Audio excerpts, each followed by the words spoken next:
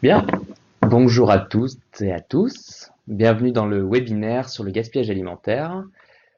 Alors, je vois que les participants continuent d'arriver. On va peut-être attendre une petite minute le temps que tout le monde se connecte. Euh, voilà, bon, ça monte encore un peu. Donc, moi, je m'appelle Édouard Marchal. Je suis formateur sur les thèmes du recyclage, des déchets et du gaspillage. Et donc, je serai avec vous pendant 1 heure pour parler de cette thématique-là. Donc, on va voir ensemble quelles sont les solutions pour éviter le gaspillage alimentaire. Et pour ça, vous allez pouvoir donc interagir sur le chat et ce sera Valérie qui est avec moi qui va répondre à vos questions. Bonjour, on vous attend sur le chat, hein, n'hésitez pas.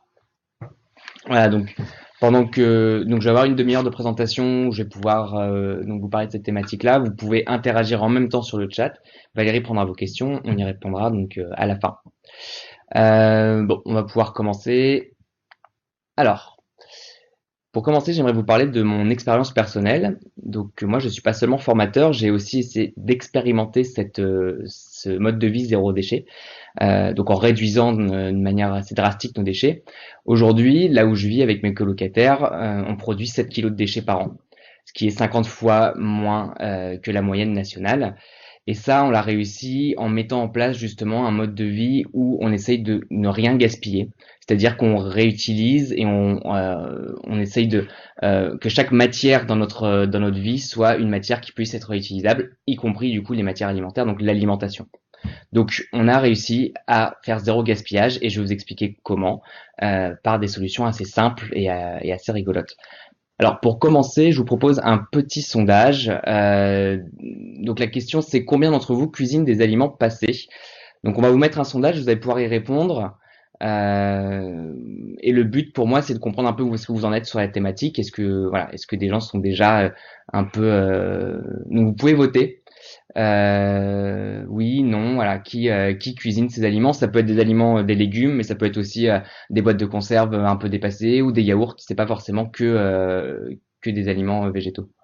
Voilà, 90%, on a affaire quand même à des personnes assez engagées sur la thématique. 94, on attend que tout le monde ait voté. Donc je rappelle la question, qui cuisine ces aliments passés? Donc que ce soit légumes ou autres. Donc on a à peu près tous les répondants, je pense. Ouais, 94%. Super. Donc ça veut dire que vous êtes quand même déjà bien renseigné sur le sujet.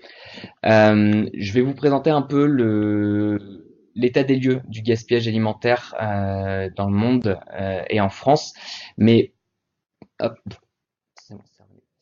Et pour ça, voilà. Donc quelques chiffres que vous devez avoir en tête quand même pour comprendre un peu de quoi on parle.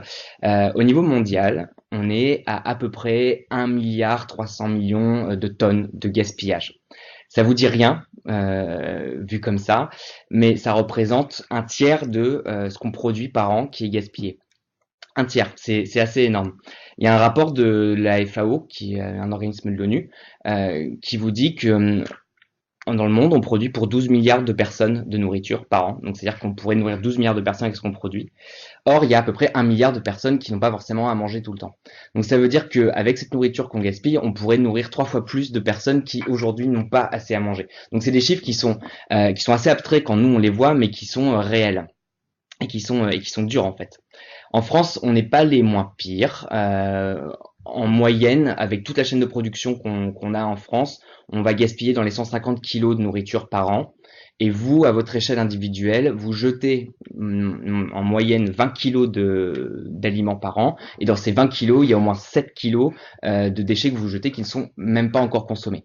Donc c'est là, je pense, le vrai problème et notre vrai souci par rapport à ça, c'est que non seulement effectivement on jette des restes alimentaires parce que on a tous des restes alimentaires, mais on jette et on gaspille surtout des aliments faute de savoir quoi faire avec ou faute finalement de les oublier ou quelque chose comme ça.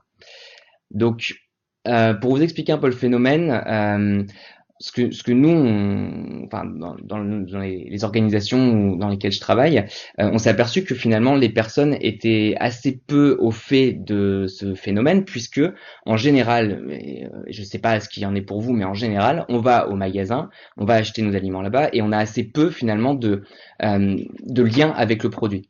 Donc, on ne sait pas exactement ce qu'on achète et on ne sait pas exactement ce qu'on jette, in fine. Donc, je vous propose de regarder cette petite vidéo, voilà, qui va donc s'allumer. Cette vidéo, en fait, c'est le cycle de vie d'une fraise. Donc, vous avez une belle fraise rouge, voilà, qui vient d'être cultivée. Donc, cette fraise, elle va avoir tout un univers avant d'arriver dans votre frigo. Où voilà, donc elle passe par des systèmes de distribution, elle passe par des emballages, des conditionnements pour l'amener en fait d'un point A à un point B. Peut-être que cette fraise, elle vient de l'autre bout de l'Europe ou d'Amérique latine, on n'en sait rien, là c'est pas précisé pour le coup. Euh, ah, alors on me dit que la vidéo n'est pas lancée. Alors attention, on la relance, désolé pour ce problème technique.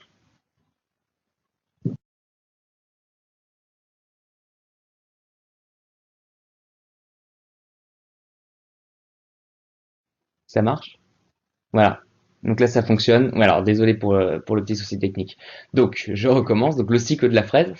Donc, à partir du moment où elle a été produite et à partir du moment où elle est transportée, conditionnée sur toute une chaîne de production qui est assez gigantesque, hein, parce que parfois vos fraises, elles sont produites 48 heures plus tôt quelque part dans le monde et elles arrivent dans votre supermarché assez rapidement, puisque c'est quand même des denrées qui peuvent pas se garder très très longtemps.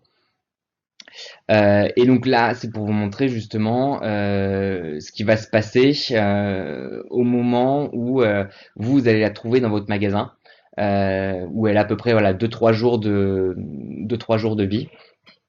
Donc, vous pouvez avoir une petite mise en scène avec les citrons notamment. Voilà, donc là c'est votre enfant qui vous demande des fraises parce que quand même c'est sympa les fraises, c'est frais, c'est chouette. Vous n'avez pas forcément prévu des fraises pour le coup, mais bon, vous prenez vos fraises. Vous les amenez donc chez vous. Donc encore du transport, hein, mine de rien, avant qu'elles arrivent dans votre frigo. Voilà, donc elles vont finir dans votre frigo. Je pense que vous pouvez retrouver ce genre de comportement chez vous. Hop, vous en mangez une parce que c'est sympa. Et finalement, le temps passe, et comme vous n'aviez pas vraiment prévu de manger des fraises, on les oublie, on les oublie, on les oublie. Et on peut plus les manger. Donc on les jette. Donc voilà à peu près. Donc ça c'était une vidéo qu'une ONG faisait pour l'occasion. Donc c'est à peu près le problème aujourd'hui qu'on a à ce niveau-là. Euh, des fruits et légumes qui sont transportés du monde entier pour arriver jusque dans nos assiettes et que finalement on peut assez rapidement laisser pourrir parce qu'on n'a pas du tout conscience de ce qui se passe à cette échelle-là. Donc c'est un problème mondial et c'est presque certains diront une sorte d'absurdité dans laquelle on vit, enfin en tout cas les personnes qui sont engagées sur le sujet, de voir à quel point on produit et à quel point on jette derrière. Pour autant, c'est pas un problème qu'on laisse de côté. Il y a énormément de solutions qui sont mises en place et ça commence par nos territoires. Donc ça commence par des pays, ça commence par l'organisation mondiale, donc l'ONU qui agit au niveau mondial et qui essaye d'impulser des directives un peu partout dans le monde et qui arrive du coup nous en Europe. En Europe, c'est un sujet qui est traité de manière très sérieuse dans les commissions puisque on se donne d'ici 2025 pour ambition de réduire de moitié le gaspillage alimentaire en Europe. Donc ça comprend tous les pays de l'Union européenne.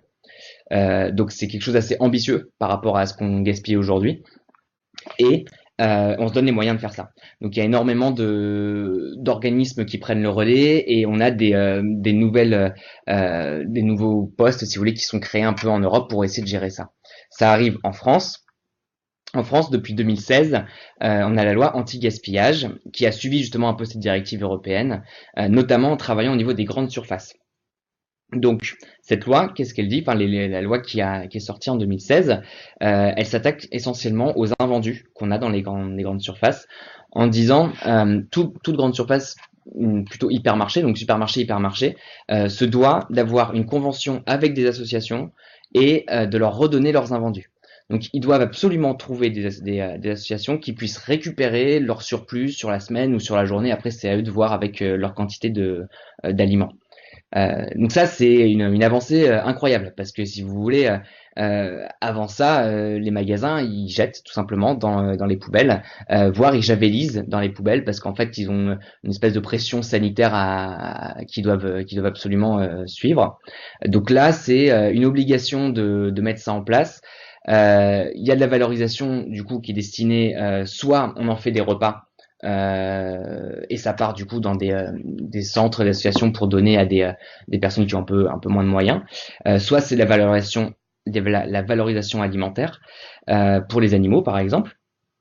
Soit on donne voilà des boîtes ou des aliments qui sont prêts à être jetés et à ce compte-là ça va directement dans des épiceries solidaires où on va pouvoir récupérer une grande partie de ce qui allait être jeté pour que ce soit revendu à moins cher. Mine de rien, c'est un phénomène qui se développe puisque en 2015, on a les trois grands groupes Carrefour, Auchan et Carrefour Auchan essentiellement. Je retrouvais le troisième, qui ont sauvé à peu près 130 millions de repas. Ils ont distribué 130 millions de repas grâce aux invendus alimentaires. Donc c'est quand même quelque chose qui se développe, mais bien sûr, il n'y a pas de contrôle pour ça. On n'a pas les moyens aujourd'hui d'aller vraiment contrôler. C'était pas Intermarché. Hein. On n'a pas les moyens aujourd'hui d'aller contrôler cette pratique. On a par contre des personnes qui passent dans les grandes surfaces pour voir si les poubelles sont javelisées ou pas. Ça c'est une espèce de brigade un peu sanitaire. Mais sinon, bah forcément, voilà, c'est un peu compliqué à l'échelle nationale et internationale, d'avoir une police du gaspillage. Ça veut dire que derrière, si c'est pas les magasins et les États qui peuvent empêcher le gaspillage alimentaire, bah, il reste nous. Donc, on va voir comment est-ce que nous, on peut. C'est Casino, ouais, c'est Groupe Casino, c'est ça. C'est pas Leclerc. Non, c'est Groupe Casino, Auchan ouais, et Carrefour qui ont participé à ce programme justement de faire des aliments à partir des invendus et de les redonner à des associations. Du coup, si c'est pas que à eux, c'est aussi à nous. Voilà, donc je vais vous parler un peu des solutions qu'on peut faire au niveau personnel déjà, et ça commence par notre comportement d'achat. Donc, la grosse problématique, donc on l'a bien vu hein, avec la fraise, c'est que en faisant un peu ces courses de manière désorganisée, désordonnée, enfin en tout cas dès qu'on peut, quand on peut, et sans vraiment penser à ce qu'on a envie de manger ou ce qu'on souhaite manger, ça nous donne des comportements où on achète de manière assez compulsive tout ce qui se passe dans le magasin. Donc on peut avoir une liste de départ, mais on va très facilement se laisser avoir entre guillemets ou se laisser prendre par des promotions. Et souvent, ces promotions, c'est un acheté, un offert, ou ce genre de choses. Ou alors des grands formats qui vous entraînent à le prendre parce qu'en fait, c'est moins cher, vous avez un bon de réduction dessus et c'est super. Donc soit vous économisez a priori dans cet acte d'achat de l'argent, sauf que a priori vous n'avez pas besoin de ce produit-là. Donc si vous faites pas de liste, vous allez vous retrouver avec une quantité de nourriture un peu indéfinie chez vous, et c'est là où le stockage va commencer, et c'est là où potentiellement le gaspillage va arriver. Donc moi ce que je conseille, et ce qu'on fait nous personnellement au quotidien, c'est donc de faire des listes, et qui dit liste dit à un moment faire des menus dans la semaine, peut-être pas forcément tous les soirs, mais un certain nombre de menus que vous pouvez faire avec vos enfants, par exemple le dimanche soir, enfin si vous avez des enfants ou avec vos colocataires. C'est un exercice assez agréable en fait, vous êtes en famille, vous réfléchissez qu'est-ce qu'on veut manger cette semaine, donc on fait des plats, et à partir de là vous avez une liste, et cette liste, bah, vous vous y tenez.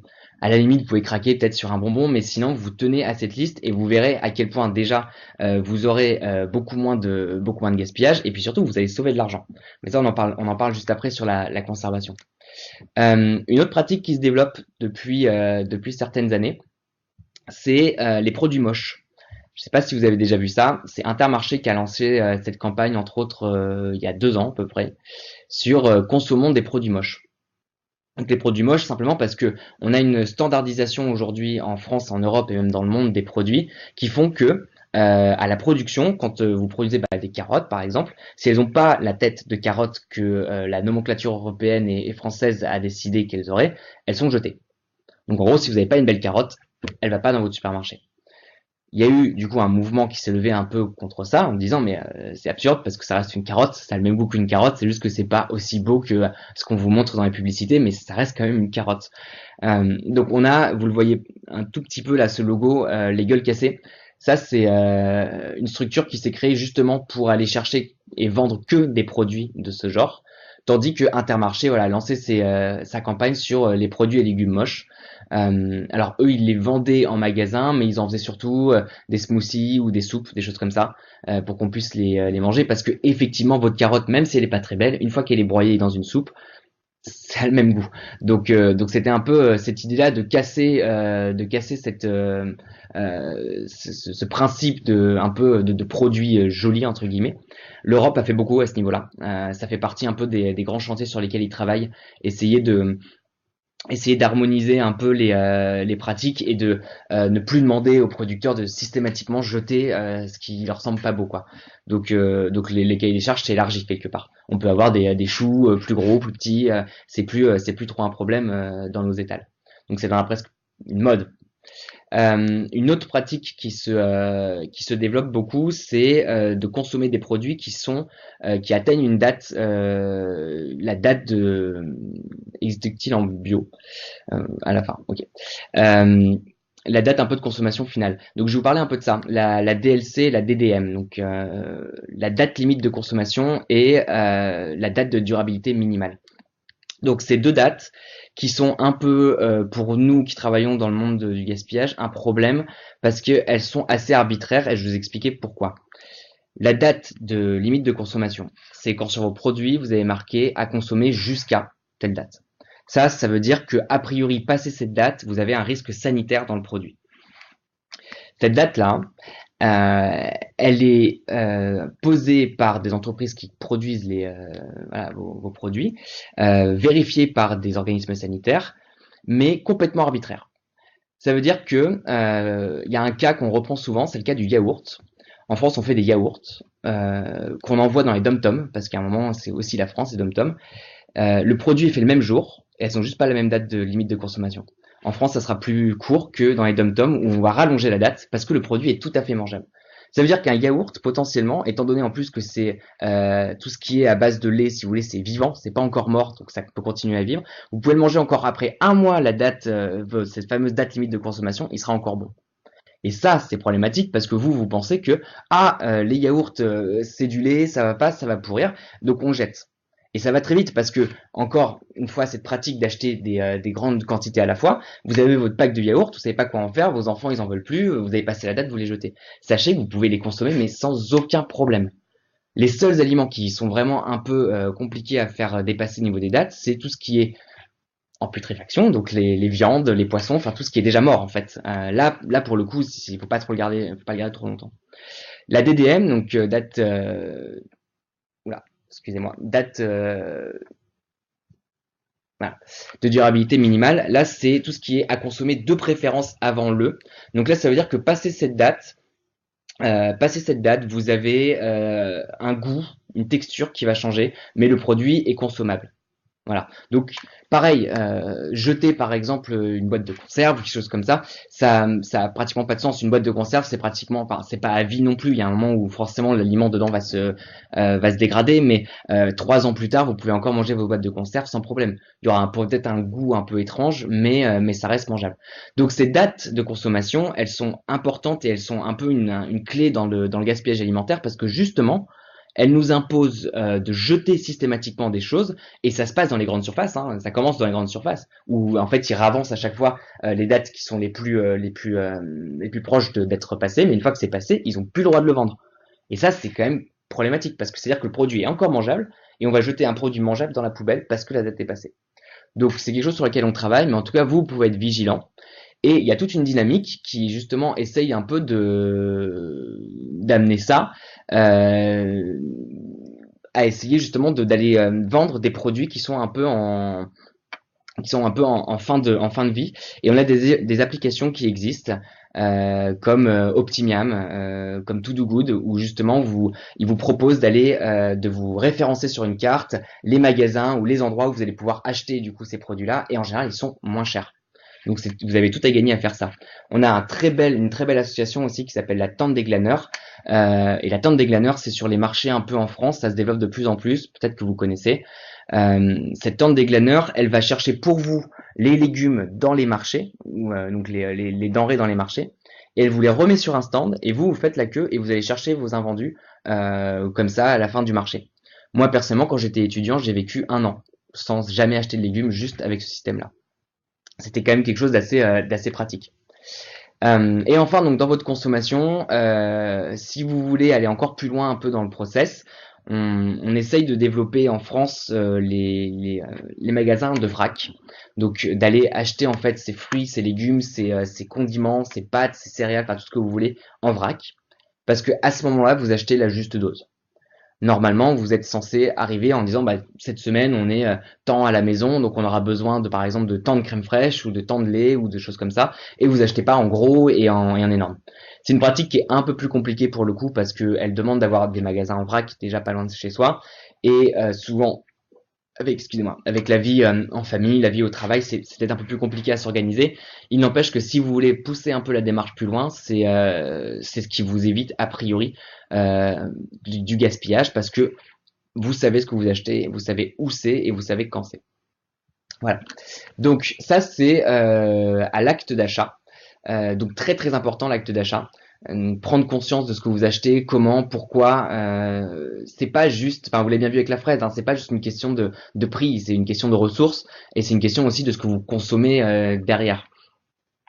Une fois que vous avez fait votre acte d'achat, il y a toute la problématique de la conservation. Donc si vous faites des menus, si vous arrivez à mettre ça en place un peu en famille ou en amis ou entre colocataires, il faut s'y tenir, du coup. Sinon, ça marche pas. Donc, essayez ça peut-être une semaine pour voir. Faites-vous vos menus. Déjà, vous allez voir, ça vous décharge la tête. Ça vous décharge la tête quand vous arrivez au magasin.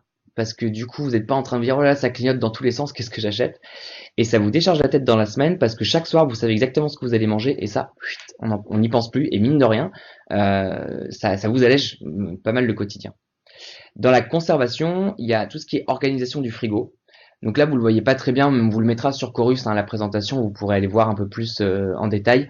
Euh, Organiser son frigo pour éviter que ces denrées pourrissent, justement. C'est-à-dire que dans le frigo, tout ce qui est un peu plus en haut, c'est plus froid, tout ce qui est un peu plus en bas, c'est moins froid. Donc vous allez mettre plutôt des produits qui ont besoin de plus de froid en haut et des produits qui ont besoin de moins de froid en bas. Concrètement, c'est tout ce qui est vos légumes, par exemple, vont plus dans le bac à légumes, et c'est bien pour ça qu'il existe. Et après, tout ce qui est, par exemple, beurre, enfin, des produits laitiers qui ont peut-être besoin un peu plus de froid, ça remonte. Vous irez voir sur Chorus ce petit schéma, mais c'est intéressant parce que justement parfois on fait pourrir des aliments parce qu'on les a mal mis dans le frigo. Peut-être qu'ils sont trop au fond du frigo et en fait ils vont geler ou ils vont trop chauffer et on pourra plus les manger. Donc ça c'est important. Et la congélation. Alors si vous êtes des super héros du gaspillage et que vous voulez aller très loin dans la démarche, on peut faire des pots. Donc on peut faire des espèces de conserves comme faisaient peut-être vos grands-pères, vos grands-mères, vos grands-parents. Mais si vous êtes un peu plus pressé, la congélation c'est très bien. Donc ça veut dire quand vous cuisinez par exemple et que vous avez des restes, bah, simplement vous les mettez au congélateur. Ça paraît un peu évident ce que je raconte, mais il y a pas mal de personnes qui finalement oublient qu'un congélateur existe et que vous pouvez faire des plats pour toute une semaine et les décongeler dès que vous voulez. Vous pouvez tout congeler, des fruits, des légumes, voilà, une ratatouille, enfin ce que vous voulez, vous le mettez au congélateur, vous le décongelez et ça fonctionne très bien. Ça vous évite effectivement de perdre ces aliments-là. Ensuite, il y a tout ce qui est cuisiner, cuisiner ces denrées un peu sensibles justement, cuisiner ces restes alimentaires. Donc nous, on a vu que vous êtes assez fort a priori là-dessus, donc je vais pas m'étendre trop, mais sachez qu'on peut cuisiner à peu près tout ce qui reste, des épluchures même d'ailleurs. Enfin, il y a des livres de cuisine entiers qui sont faits pour cuisiner vos épluchures. Il y a ce petit site qui s'appelle Le Bruit du Frigo. Il est assez rigolo, il vous permet de mettre tout ce qui vous reste dans le frigo ou ce que vous avez devant les yeux et il vous concocte une recette à partir de ça. Donc là, c'est assez chouette, je propose d'aller le tester. Vous pouvez vous former. Il y a des associations qui vous expliquent un peu justement comment faire pour cuisiner ses restes, comment faire pour être inventif, parce que tout le monde ne l'est pas, parce qu'il faut vraiment de l'inventivité pour faire ça. Et enfin, s'il vous reste des déchets alimentaires, n'oubliez pas le compost. On en reparlera peut-être à la fin de la présentation si vous avez des questions sur le compost, mais ça reste une solution qui justement vous permet d'éviter que ça parte à la poubelle et qu'on puisse quand même valoriser un peu le rebut. Ensuite, il y a toutes les solutions que vous pouvez faire autour de vous. Dans les cantines scolaires ou les cantines en général d'ailleurs, mais surtout les cantines scolaires, on a un gros travail qui est fait avec les enfants depuis un certain nombre d'années, et justement avec des lois comme la loi 2016 sur l'anti-gaspillage a complètement va dans ce sens-là, enfin essaye de réduire le gaspillage dans les cantines pour enfants. Et là on teste beaucoup de choses. En fait, il faut que en général c'est assez ludique ce qui se passe. Par exemple comme des gâchimètres où vous mettez une poubelle transparente et vous voyez justement le nombre d'aliments qui s'empilent. Mais globalement, on teste aussi des techniques où, en déplaçant les aliments d'un point à un autre dans la cantine, on se rend compte que les enfants vont moins gaspiller. Par exemple, si vous mettez un couvercle sur le pain, au lieu de laisser le pain ouvert, les enfants vont pas forcément prendre le pain parce qu'il faut faire ce geste d'ouvrir la bannette. Ça paraît hyper bête vu comme ça, mais c'est une pratique qui a été testée non seulement sur les enfants mais aussi sur les adultes. Ça fonctionne super bien.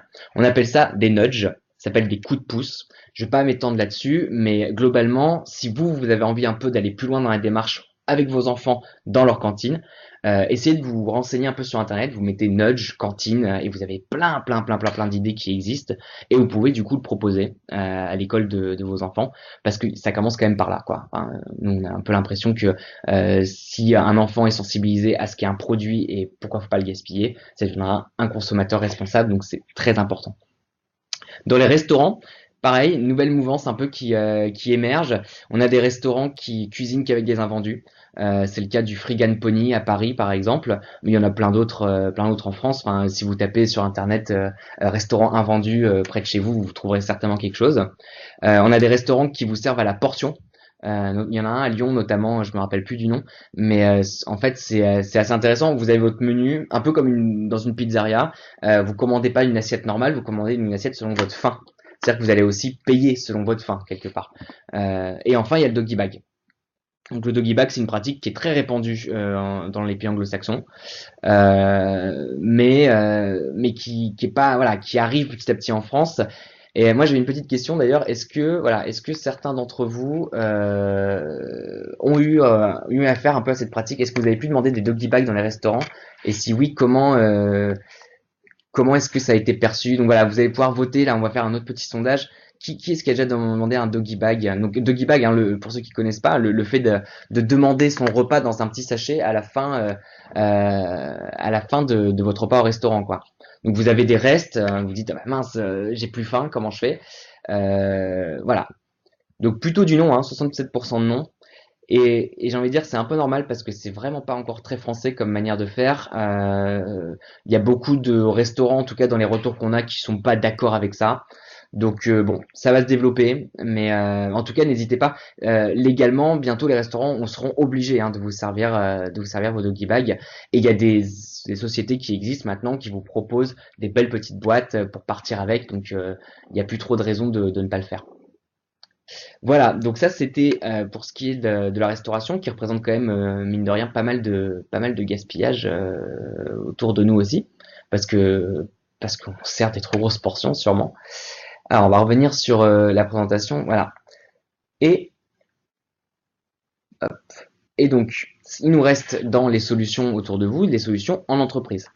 Alors, j'ai cru comprendre que vous avez eu pas mal d'animations déjà sur les centres, sur vos centres à vous partout en France, donc dans les cantines notamment. Il me semble que vous avez eu des animations qui ont été faites sur le gaspillage ou autre chose. Donc c'est super, ça évolue de plus en plus dans les cantines. Il y a des jeux, il y a des animations qui sont faites, notamment les disco soupes qui s'étendent de plus en plus. Donc disco soupe, c'est le fait d'aller chercher des invendus et de les cuisiner en musique. C'est très sympa et quand les entreprises font ça, en général, ils passent des très belles journées. Et après, sur les plus petites entreprises, on a des pratiques qui se développent où on essaye justement de se redonner un peu la nourriture qu'on n'a pas mangée. Le frigo jaune que vous voyez en haut, ça fait partie d'un service qui se développe où ils vont mettre des frigos dans les entreprises. Donc c'est plutôt des PME hein, pour le coup que des grands groupes. Et ça permet en fait aux salariés de déposer la nourriture dont ils veulent plus. Donc je sais pas, j'avais une boîte de carottes, je les ai pas touchées, je vous la donne et vous en faites ce que vous voulez. Ou alors ça part directement aux associations. Ça ça dépend de la politique de l'entreprise. Donc on peut voilà, on peut essayer de mettre en place des pratiques en entreprise et c'est pas anodin parce que vous y passez quand même un certain temps. Donc à un moment, ça peut être aussi de cuisiner ensemble, ça peut être aussi d'avoir des moments où vous partagez un peu vos recettes, où vous mangez un gâteau tous ensemble. Enfin voilà, quelque chose de convivial en général qui vous permet d'avancer ça, de faire avancer sur cette thématique-là et sur à des grandes échelles, par exemple Sodexo qui, vous le savez, fournit énormément de nourriture à beaucoup de personnes. Quand eux font un pas vers l'anti-gaspi, c'est énormément de matière qui est sauvée, donc c'est énormément de denrées qui partent pas à la poubelle, quoi.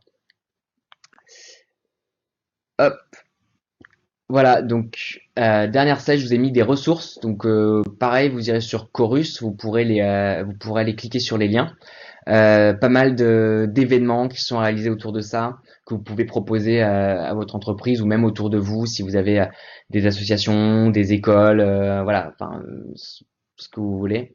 Il y a beaucoup de quoi s'informer aussi sur le sujet si vous êtes intéressé. Je vous conseille de regarder des vidéos de personnes qui ont fait des parcours assez incroyables. Moi, j'ai rencontré là pas plus tard qu'il y a une semaine ou deux une personne qui avait fait un voyage en se nourrissant que de ce qu'il y avait dans les poubelles très extrême, hein, attention, enfin je veux dire, le but c'est pas forcément de refaire ça, mais son objectif c'était de montrer qu'il pouvait partout dans tous les pays du monde se nourrir qu'avec ce qui restait dans les poubelles, donc de bon, hein, enfin je veux dire, il mangeait pas du rebut, il mangeait des choses qui étaient justement encore emballées. Jusqu'en Inde il est allé, et jusqu'en Inde il a pu se nourrir dans les poubelles. Donc c'est des témoignages comme ça qui sont assez forts parce qu'ils nous montrent à quel point justement cette thématique euh, elle est à la fois très présente et à la fois pas palpable parce qu'on est dans notre quotidien et donc on essaye justement de d'avancer dans ce sens-là. Voilà, donc ce petit échantillon est terminé, on va pouvoir passer à vos questions et donc je vous laisserai continuer sur internet avec toutes ces ressources-là. Merci beaucoup pour votre attention.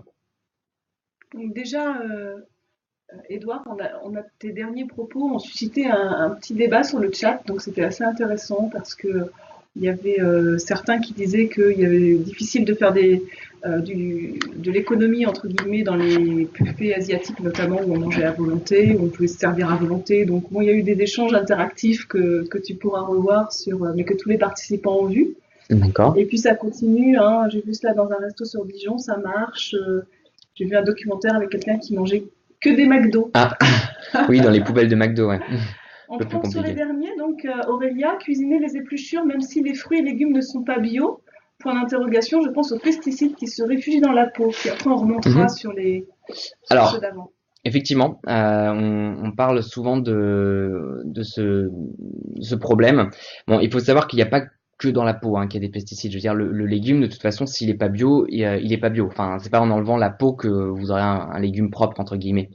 Par contre, ce qui est dommage, c'est que dans la peau, vous avez tous les nutriments et vous avez tous les bienfaits du légume. Donc, non, effectivement, je pense on peut quand même cuisiner ces épluchures, même si elles sont pas bio. Et d'ailleurs, si vous le mettez en fait en soupe, par exemple, ou au four, vous pouvez essayer. Ben, j'ai essayé quelques recettes là des sites que je vous ai mis sur la slide, des épluchures au four. Ça vous donne une espèce de petites chips de légumes. Bah du coup, si vous les avez fait cuire, a priori déjà ça a éliminé pas mal de parasites, de microbes.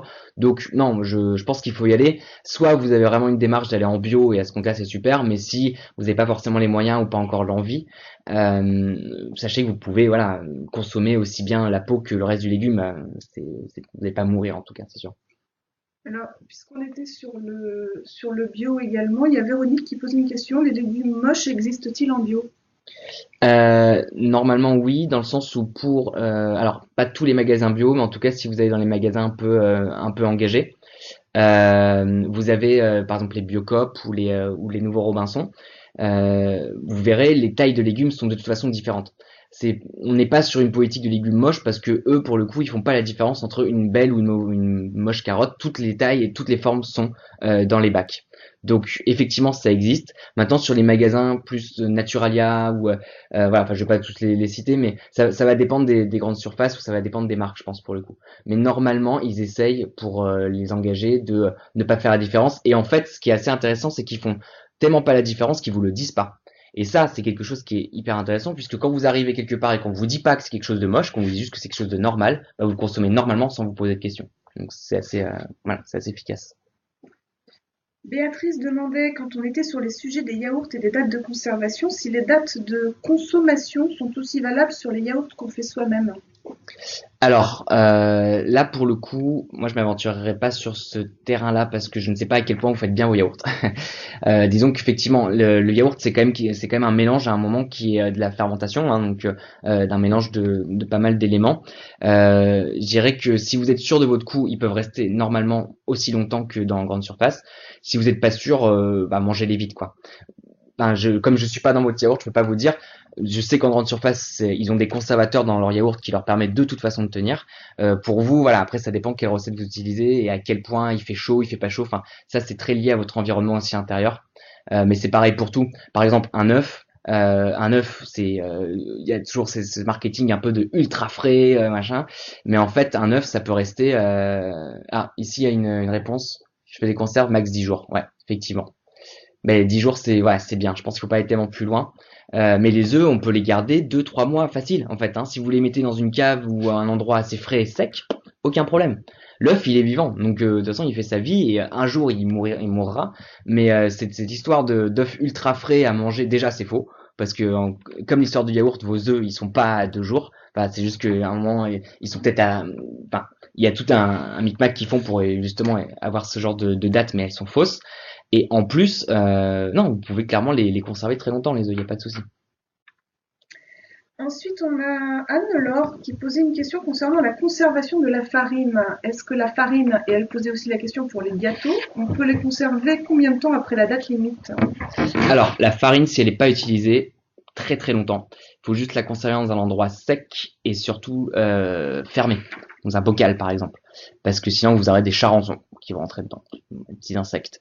Mais sinon, aucun problème. C'est de toute façon des denrées qui sont faites pour être conservées pendant des années. Donc tant que c'est sec, à partir du moment où c'est humide, où il y a de l'humidité dans votre maison, c'est là où ça commence à être compliqué. Mais tant que c'est sec, vous pouvez le garder 1 an, 2 ans, 5 ans. Vous pourrez faire une expérience. Est-ce que 10 ans plus tard ça tient encore? Je sais pas. Et les gâteaux, je pense que c'est pas tellement le problème de quand vous le mangez, c'est qu'à un moment il va sécher de toute façon. Mais, donc si vous l'enroulez bien dans un chiffon, il devrait durer assez longtemps. Mais une fois que le gâteau est tout sec, parce que vous l'avez oublié, ah mince, et vous avez des recettes pour cuisiner des gâteaux secs. Donc n'hésitez pas à aller sur internet parce que il est toujours pas à jeter votre gâteau. Vous pouvez en faire de la chapelure, vous pouvez en faire des miettes, vous pouvez le mettre dans du lait et faire un peu comme du pain perdu et repartir avec cette base-là. Donc il y a pas de raison de jeter un gâteau, quoi. Ok. Et concernant la date de péremption, Bernadette demande si elle ne devait pas disparaître sur certains produits. En fait, ça dépend des lieux et des pays. En France, ils sont en train justement, ils sont en débat là-dessus. Déjà, le nom a changé. DDM, avant c'était DLCU, DULC. DULC.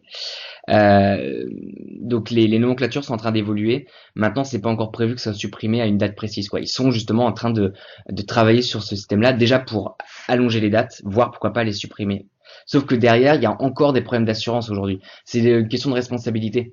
À qui vous donnez, quelle responsabilité, comment, pourquoi. Ça veut dire que si quelqu'un tombe malade à un moment en ayant mangé quelque chose, même si ça vient pas forcément de ce quelque chose, la responsabilité, elle va à qui? Est-ce qu'elle va au producteur? Est-ce qu'elle va au distributeur? Est-ce qu'elle va aux grandes surfaces? Est-ce que voilà. Donc ces systèmes un peu de responsabilité, c'est ce qui freine le gaspillage. Enfin c'est ce qui freine du coup ces histoires de limites de consommation. Mais en tout cas, on travaille justement à ce que voilà quoi, on puisse élargir, voire pourquoi pas annuler. On est toujours sur la durée de conservation pour les légumes secs, coco blanc, lentilles, quinoa ou champignons séchés. C'est pareil, des années. Vous pouvez vraiment les garder très très très très longtemps. Il y a aucun problème avec ça. Pareil, il faut que ce soit sec. De toute façon, tous vos aliments, il faut que ce soit sec. Dès que c'est humide, de toute façon, ça moisit. Mais si c'est sec, aucun problème. Les légumes secs, enfin, je veux dire, les conservations des légumes secs quand on a commencé à faire un peu le commerce de ces denrées, elles étaient pendant des années. Donc il y a aucun problème avec ça. Vos champignons, pareil. Et si vous avez peur au pire parce que vous n'allez vraiment pas les manger cette année, vous pouvez les mettre dans des pots, dans du vinaigre. Alors là, vous êtes parti pour vraiment, vraiment des années pour le coup. Il n'y a aucun souci. Euh, On parlait, Catherine nous disait on a parlé du compost, mais il y a aussi les poules, donc c'est vrai que c'est sympa Ouais. Alors étant moi j'en donné. ai des poules, donc je m'en sers, mais effectivement en général, Et donc Johanna voudrait justement qu'on revienne sur le compost. ouais, le compost. Yes. Alors effectivement, bon, j'en ai pas trop parlé, mais euh, l'idée, nous qu'on essaye de diffuser, c'est de se dire nos denrées alimentaires sont à la base une ressource qu'on va aller chercher quelque part, quelque chose de vivant.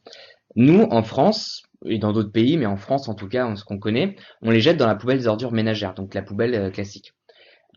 Un aliment comme ça, c'est composé d'eau, c'est composé de matière organique, si vous voulez, et nous en France, on les brûle ou on les met en décharge. C'est quand même problématique quand on sait que justement cette ressource-là peut être compostée ou peut-être méthanisée dans certains cas. Donc on crée de l'énergie à partir de nos aliments. Et donc on essaie justement de pousser à ce que à un moment la collecte des biodéchets soit faite et qu'on puisse composter nos aliments plus, enfin beaucoup plus que ce qu'on fait aujourd'hui puisqu'on ne le fait pas tout simplement. Donc sachez qu'en tout cas il y a des expérimentations qui sont faites en France sur la collecte des biodéchets, donc sur tout ce qui est compost à échelle industrielle, notamment à Paris en ce moment il y a 2 arrondissements qui sont sur le coup. Mais sinon, on n'a pas ça. Donc, il reste notre compost personnel. Alors, comment faire un compost personnel? Je ne vais pas vous faire tout un cours là-dessus non plus, mais l'idée, c'est, vous avez plusieurs types de compost. Vous avez des composts d'intérieur, des composts d'extérieur, et des composts qui différencient en fonction des tailles que vous avez dans votre foyer. Si vous avez un appartement et que vous êtes 3, 4 maximum dans la maison, vous avez ce qu'on appelle un lombricomposteur. Là, vous allez pouvoir composter vos aliments grâce à des petits vers que vous ne voyez pas, qui ne sentent pas mauvais. Enfin, c'est des petits vers qui sont dans leur vie. Ils vont décomposer vos aliments et ça vous donnera du compost. Ça vous donne une quantité assez réduite de compost. Donc, vous ne vous retrouvez pas avec des tonnes de terre où vous ne savez pas quoi faire. Au bout de 6 mois, vous devez avoir un petit carton, vous pouvez le mettre dans vos plantes ou le donner à vos voisins, il n'y a aucun problème. Ça, c'est des systèmes qui fonctionnent bien, ça ne sent rien du tout, vous pouvez le laisser chez vous, c'est très pratique, et quand vous n'êtes pas beaucoup, ça fonctionne très bien. Ensuite, vous avez des composts d'extérieur, donc des composts de jardin. Enfin, la problématique avec le compost, le lombricomposteur, c'est que vous pouvez pas tout mettre. Vous pouvez pas mettre d'agrumes et vous pouvez surtout pas mettre tout ce qui est de la famille des oignons, puisque c'est vermifuge. Donc, si vous mettez ça, vous les tuez. Ça, c'est problématique. Ouais. Comment distribuer gratuitement les composteurs pour réduire le volume des déchets? C'est assez bluffant. Ouais, effectivement. Donc ensuite, si vous avez un jardin, ce qui est peut-être le cas de beaucoup d'entre vous, là passez directement au composteur classique. Vous avez des communes, effectivement, comme le commentaire de Béatrice, qui vous les distribuent. Vous avez même d'ailleurs parfois des maîtres composteurs qui viennent vous apprendre comment faire. C'est le cas à Paris notamment. Et là, dans un compost classique, si vous respectez bien l'équilibre des aliments, vous pouvez tout mettre. Et c'est super, parce qu'effectivement, votre poubelle, elle est réduite de 30%. C'est la moyenne, hein, en général, de nos biodéchets en France, c'est 30% de biodéchets. Elle ne sent plus, puisque bah, vous avez plus d'éléments qui sont en train de putrifier dans la poubelle. Vous pouvez la garder longtemps et elle est plus légère dans votre cuisine. Donc le compost de jardin, c'est vraiment très simple. Vous respectez les doses de chaque aliment que vous mettez dedans. C'est-à-dire qu'il faut pas mettre trop d'un seul aliment. En gros, pas trop d'oignons, pas trop d'haricots verts, pas trop de restes, pas trop d'herbes, pas trop de viande. Même vous pouvez mettre de la viande aussi. S'il y en a pas trop, il y a aucun problème. Il y a un équilibre entre carbone et azote, donc entre matière sèche et matière humide. Une fois que vous respectez ça, vous laissez faire votre compost avec voilà, dans sa boîte, il fait sa vie. Et à peu près tous les 6 mois, vous allez récolter ce qu'il y a au fond, vous le laissez reposer dans un bac et après vous l'utilisez dans votre jardin, sur les pieds d'arbres, enfin voilà, où vous voulez. C'est super pratique, c'est pas contraignant du tout, donc voilà, c'est assez idéal.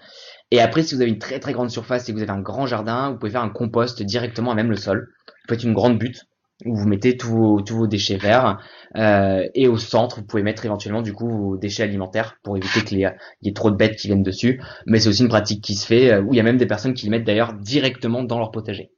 C'est assez étonnant ça, ils font un trou au milieu, ils mettent tous leurs légumes autour et ils mettent leurs aliments dessus et donc ça va nourrir la terre petit à petit.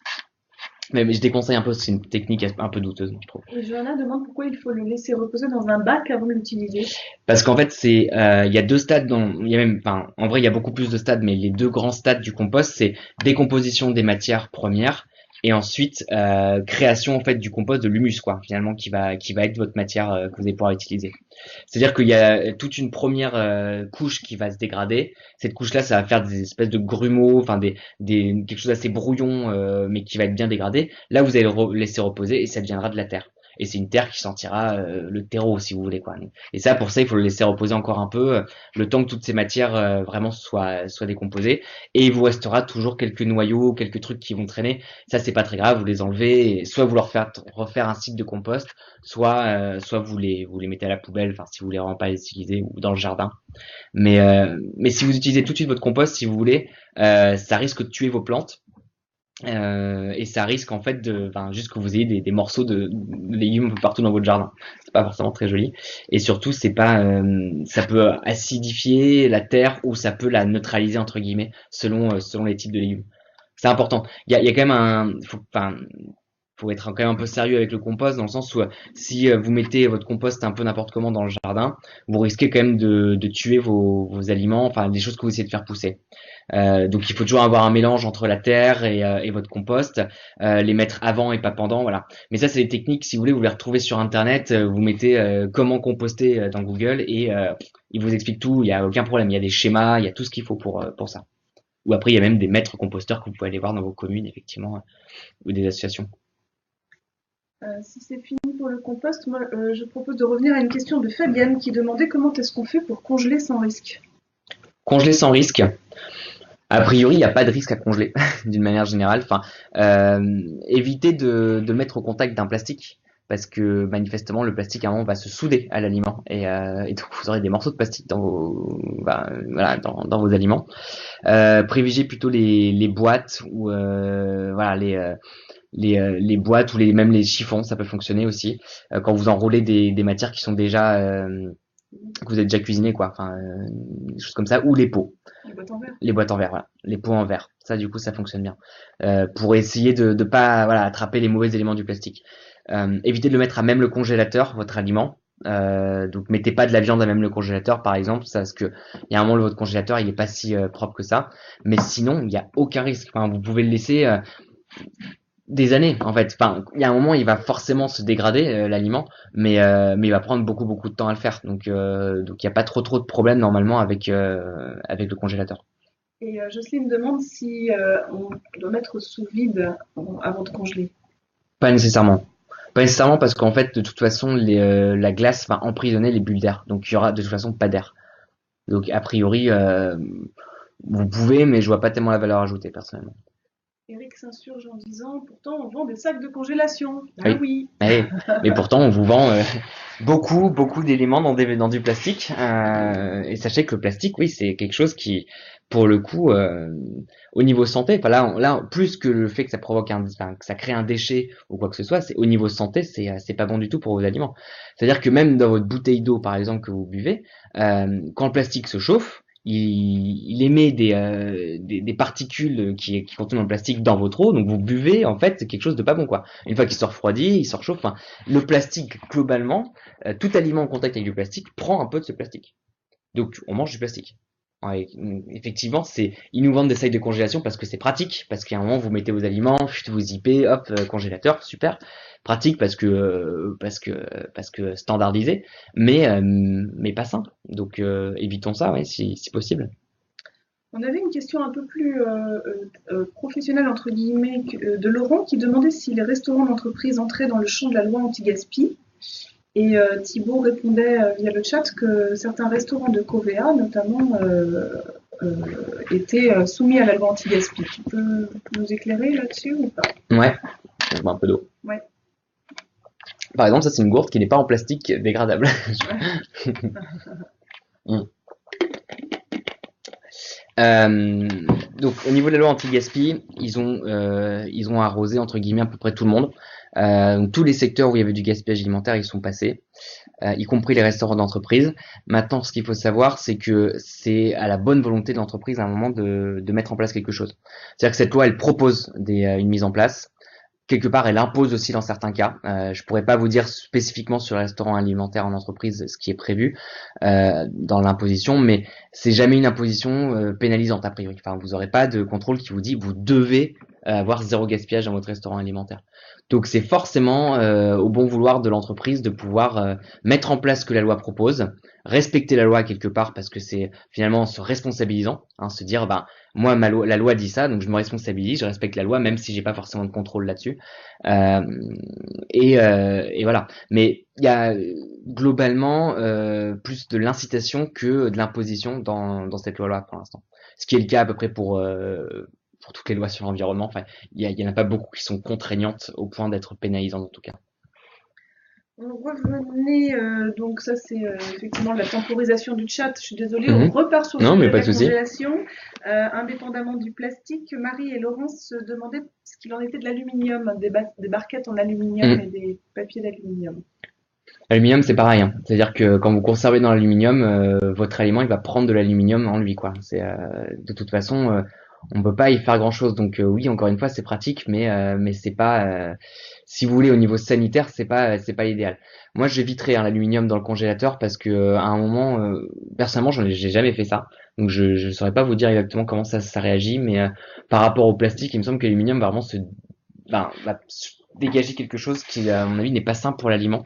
Enfin, c'est du métal, quoi. Donc ça se conserve pas pareil quand il fait très très froid que le plastique qui, lui, pour le coup, se fige et une fois qu'il a mis ce qu'il avait à mettre dans vos aliments, ne bouge plus, quoi. Enfin, plus rien ne bouge de toute façon dans le congélateur ou enfin très très peu. Ça se dégrade tout petit peu. Donc évitez quand même l'aluminium dans le congélateur et si vous pouvez éviter d'enrober vos aliments d'aluminium. C'est déjà pour les déchets, c'est super si vous évitez ça et pour votre santé, c'est encore mieux. On pose la question aussi, c'est Dinara qui demande si congeler de la viande, d'abord l'utiliser dans du papier sulfurisé avant de la mettre dans des sachets en plastique. Donc il y en a qui en plus veulent Ouais, bah du coup c'est multiplier mieux, les... c'est mieux. Enfin, si vous voulez absolument le mettre dans un sachet en plastique, effectivement, le mettre dans du papier sulfurisé, c'est mieux. Mais vous pouvez mettre directement dans le congélateur avec le papier sulfurisé. A priori, si vous faites des compartiments dans votre congélateur, vous dites, ben voilà, à gauche c'est la viande, donc vous empilez votre viande, votre poulet ou ce que vous voulez. Si vous le mettez dans du papier sulfurisé, là c'est pas mal pour le coup, parce on a justement quelque chose qui va pas attaquer vos aliments et votre viande ne sera pas même le congélateur. Donc c'est plutôt chouette, effectivement. Bernadette demande certains pays européens sont-ils champions de la lutte anti-gaspi? Alors, oui, enfin champion. Personne n'est vraiment champion parce que personne n'a réussi à vraiment, enfin si vous voulez, réduire au point de plus du tout gaspiller. Mais les pays du Nord, en fait les pays du Nord, ils sont champions sur de toute façon les déchets en général. C'est-à-dire qu'ils produisent moins de déchets, ils savent mieux les retraiter et donc dedans ils gaspillent moins aussi. Pour beaucoup, ils ont du tri à la source des biodéchets. Donc ce qu'on devrait avoir, en fait, dans un monde idéal pour nous, pour commencer, on aurait un bac chez nous, on mettrait tous nos aliments, les poubelles passeraient, récupéreraient tous nos aliments et ils iraient les valoriser. Ça, c'est ce qu'ils font déjà dans pas mal de communes et de régions dans ces pays-là. Et ils ont effectivement des politiques assez drastiques pour réduire le gaspillage, y compris dans les zones publiques. Donc, notamment, on leur doit à peu près toutes les techniques sur les cantines alimentaires pour les enfants. Ils sont forts. Ils sont moins nombreux aussi, hein, donc ils ont peut-être moins de choses à gérer que ce qu'on peut avoir en France. Mais en tout cas, ces pays-là, donc Norvège, Suède, hein, quand je dis pays du Nord, c'est Norvège, Suède et Finlande hein, qui sont champions. L'Allemagne aussi est fort là-dedans. L'Allemagne, eux, ils essayent hein, vraiment enfin, ils recyclent déjà beaucoup plus. Donc avec le recyclage, il y a aussi cette idée de recycler les matières premières. Ils sont pas à zéro gaspillage, mais en tout cas, ils sont plus avancés que nous, c'est sûr. Par contre, tous les pays du Sud, quoique en Italie, par exemple, ils font des expérimentations assez intéressantes, notamment au niveau d'une ville qui s'appelle Capanori, qui est un peu notre exemple européen de ville zéro déchet, où ils ont justement des pratiques sur le gaspillage alimentaire qui sont assez incroyables, où ils arrivent à réduire, voire annuler pratiquement le gaspillage alimentaire. Mais sinon, les pays latins en général sont pas très forts. Donc la France, l'Espagne, l'Italie, la Grèce, voilà, ces pays du Sud un peu sont pas GG. Voilà, donc a priori, il n'y a plus trop de questions. Il y a eu pas mal d'échanges hein, autour du verre, que le verre est plébiscité parce que c'est vrai que c'est quand même la matière la plus inerte pour pouvoir mettre C'est ces ça. aliments au frais Oui, ou les magasins conservés. surgelés vendent de barquettes ouais, Bah en oui. alu, en plastique. Et oui, oui, parce qu'en fait, à un moment, enfin, le verre c'est très lourd, quoi. Donc, si vous voulez, cette pratique, on peut pas demander à Picard de vous vendre des choses en verre parce que déjà vous payerez quand même assez cher la chose et surtout au niveau de la standardisation et du transport, ce serait très très lourd. Donc en fait, vous pouvez vous congeler dans du verre. Maintenant, je pense pas qu'on puisse demander aux industries, elles, de nous fournir des aliments dans du verre. Enfin, après, il reste le vrac où vous allez chercher vos aliments directement dans ça. Mais de toute façon, le conditionnement dans la grande distribution, et donc depuis les années 50, 60, hein, enfin depuis que ça a apparu, c'est pas bon pour notre santé. Mais de la même manière que l'agriculture n'est pas bonne pour notre santé non plus. Enfin, on fait des choses qui sont pas bonnes pour notre santé. Alexis précise que ces confitures prennent souvent un goût de fermentation au bout de quelques mois. Ouais. Il trempe juste ses peaux brièvement dans l'eau bouillante. Et visiblement, c'est pas suffisant. Et Alors, une autre remarque aussi sur les confitures qu'on a eues plus tôt, ouais. qui disait que il suffisait après, au bout de quelques mois, de les recuire pour retrouver ou reprolonger La date. la date. Ce qui conserve une confiture, c'est le sucre. Donc, probablement que si elles ont un goût de fermentation, c'est que vous n'avez pas mis assez de sucre. Alors, je comprends, parce que moi je fais pareil, je mets très peu de sucre dans mes confitures, mais à ce moment-là, il faut les manger vite. Si vous voulez les garder longtemps, et une confiture peut se garder 2 ans, 3 ans facilement si elle est bien sucrée, vous avez même pas besoin de le réchauffer à la fin, enfin votre produit va être bon. Au pire, vous aurez une couche de moisissure sur la confiture, vous grattez et vous mangez. Enfin, il y a aucun problème. Il y a aucun problème pour le coup. C'est très, enfin, le fait d'avoir confit des aliments en fait font que de toute façon ils peuvent plus vraiment se dégrader. Donc la petite moisissure, hop, vous l'enlevez, vous mangez, pas de problème. Le miel, pareil. Le miel, a priori, alors, on pourrait vérifier vraiment s'il a vraiment fait sa recherche jusqu'au bout, mais un chercheur aurait trouvé qu'on pouvait le conserver à vie. À vie, c'est-à-dire que vous laissez un peu de miel, même s'il y a une moisissure quoi que ce soit, il suffit de remélanger le miel. Pour ce chercheur-là, on pourrait le conserver à vie. Donc, on est loin, en tout cas, enfin, vous n'avez pas forcément envie de le conserver à vie, mais 1 an, 2 ans, pas de souci, les confitures pareil. Et si vous les faites sans trop de sucre, comme moi je fais, effectivement, en général, je fais mes confitures l'été, je les mange l'hiver. Donc, 2, 3 mois après, et, ça donne plus une sorte de compote sucrée qu'une confiture pour le coup. Mais parce que moins vous mettez de sucre et plus il y aura de la fermentation. Après, ça peut être bon, hein. Un peu alcoolisé peut-être, mais. Et comme ça se termine maintenant, je me Ah oui. demande si n'y a-t-il pas de progrès en France ces dernières années pour finir sur une note positive. Si, complètement.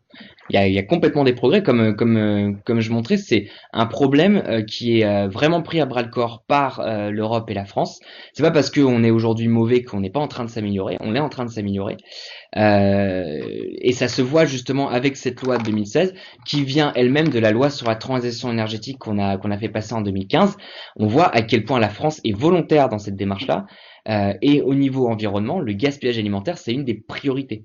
C'est-à-dire que vous avez tout ce qui est pollution atmosphérique, qui est quand même assez présente. Le gaspillage alimentaire arrive très vite à côté, derrière. Enfin, en tout cas, c'est une thématique qui importe parce que justement, comment est-ce qu'on nourrit demain 9 milliards de personnes sur la planète? Bah, ça commence peut-être déjà par effectivement ne arrêter de jeter ce qu'on produit, quoi, pour faire simple.